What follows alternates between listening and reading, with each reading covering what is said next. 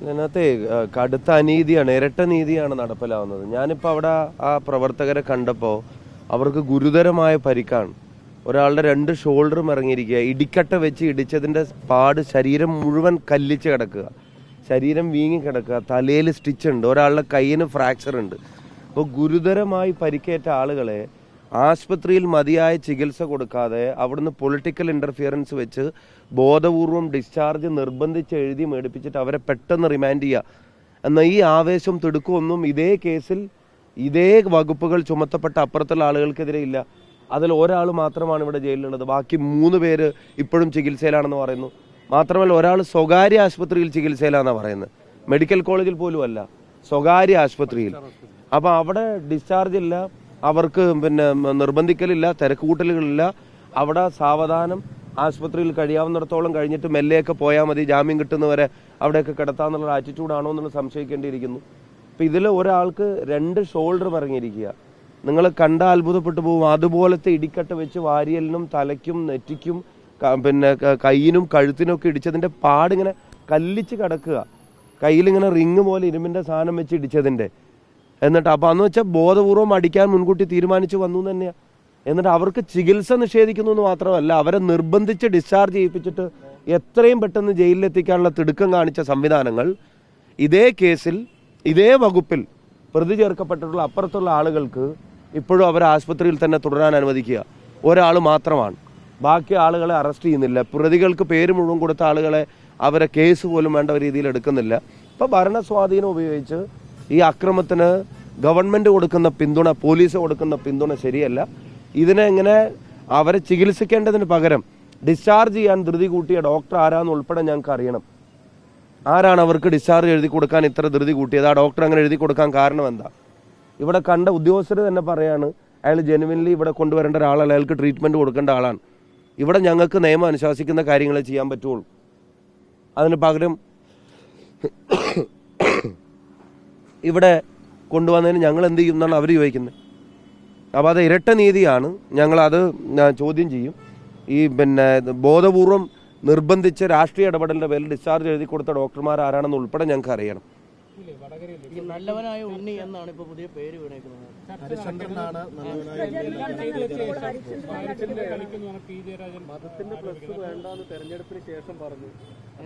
ആണോ? നിങ്ങളുടെ അഭിപ്രായം എന്താ? ഞാൻ എപ്പോഴാണ് അത് പറഞ്ഞത്? നിങ്ങളോടൊക്കെ ഞാൻ എപ്പോഴാണ് അത് പറഞ്ഞു? അല്ല, ഞാൻ എപ്പോഴാണ് നിങ്ങളോടത് പറഞ്ഞു? നിങ്ങളൊന്ന് പറഞ്ഞു. ഇതിൻ്റെയൊക്കെ ലക്ഷ്യം എന്താണെന്നുള്ള ഇപ്പോൾ എല്ലാവർക്കും വളരെ കൃത്യമായിട്ട് അറിയാം. അവരൊരായിരം തവണ ശ്രമിച്ചാലും ആ ചാപ്പ എൻ്റെ പുറത്ത് വീഴില്ല. അതിന് കിണഞ്ഞ് ശ്രമിക്കുന്നതിൻ്റെ പിന്നിലെ മറ്റേ കാരണം എന്താ? അതിൻ്റെ കാരണം കേരളം ഇപ്പോൾ ഗൗരവത്തോടെ ചർച്ച ചെയ്തുകൊണ്ടിരിക്കുന്ന ഒരു സംഭവമുണ്ട്. LDFൻ്റെ കൺവീനർ BJPയുടെ പ്രഭാരിയുമായി ചർച്ച നടത്തിയിരിക്കുന്നു. അതിൻ്റെ വിശദാംശങ്ങൾ പുറത്തു വന്നിരിക്കുക. ആ വിശദാംശങ്ങൾ പുറത്തു വന്നപ്പോൾ കേരളത്തിൻ്റെ മുഖ്യമന്ത്രി പറയാണ് ഞാനും കണ്ടിട്ടുണ്ടായിരുന്നു എന്ന്. ഞാൻ ബഹുമാനപ്പെട്ട മാധ്യമപ്രവർത്തകരോട് കാര്യം ചോദിച്ചോട്ടെ, നിങ്ങൾ ആരെങ്കിലും അറിഞ്ഞിരുന്നോ ആ BJP പ്രഭാരിയും കേരളത്തിൻ്റെ മുഖ്യമന്ത്രിയും തമ്മിൽ നടത്തിയിരുന്ന കൂടിക്കാഴ്ച? നിങ്ങൾ ആരെങ്കിലും അറിഞ്ഞിരുന്നോ? അദ്ദേഹം പറയുന്നതിന് മുമ്പ് അറിഞ്ഞിരുന്നോ? കേരളത്തിലെ ഏതെങ്കിലും ഒരു മാധ്യമപ്രവർത്തകൻ അറിഞ്ഞോ? ദാറ്റ് മീൻസ് അതൊരു രഹസ്യ കൂടിക്കാഴ്ചയാണ് എന്ന് വെച്ചാൽ പ്ലാൻ ചെയ്ത് രഹസ്യമായി കാണാമെന്ന് 2 കക്ഷികളും തമ്മിൽ അംഗീകരിച്ച് കണ്ട കൂടിക്കാഴ്ചയാണ്. എന്തിനാണ് BJPയുടെ പ്രഭാരിയുമായിട്ട് കേരളത്തിൻ്റെ മുഖ്യമന്ത്രി ഈ തെരഞ്ഞെടുപ്പിൻ്റെ ആദ്യഘട്ടം അല്ലെങ്കിൽ അടുത്തെത്തി നിൽക്കുമ്പോൾ കൂടിക്കാഴ്ച നടത്തിയത്? അതിന് കൃത്യമായിട്ട് ഉത്തരവുണ്ടോ? എന്തിനായിരുന്നു ആ കൂടിക്കാഴ്ചയ്ക്ക് ഇത്ര രഹസ്യ സ്വഭാവം? കേരളത്തിലൊരു മാധ്യമ പ്രവർത്തകൻ പോലും അറിയാതെ, കേരളത്തിൽ വേറൊരു മനുഷ്യക്കുഞ്ഞ് അറിയാത്ത തരത്തിൽ ആ കൂടിക്കാഴ്ച അറേഞ്ച് ചെയ്തത് എന്തിനായിരുന്നു? തുടങ്ങിയ സീരിയസ് ആയിട്ടുള്ള ക്വസ്റ്റ്യൻസ് ഇവിടെ നിലനിൽക്കുമ്പോൾ അതിന് കൃത്യമായിട്ട് ഉത്തരം പറയാൻ പറ്റാത്തവർ എൻ്റെ മേലെ വർഗീയ ചാപ്പ അടിച്ചതുകൊണ്ട് വാർത്തയിലെ ഇടോ കേരളത്തിലെ ജനങ്ങളുടെ ചോദ്യമോ അവസാനിക്കില്ല എന്നുള്ളത് അവർ തിരിച്ചറിയണം. എന്നെപ്പറ്റി പറഞ്ഞ എല്ലാ കാര്യങ്ങൾക്കും കൃത്യമായിട്ടുള്ള മറുപടി ഞാൻ പറഞ്ഞിട്ടുണ്ട്.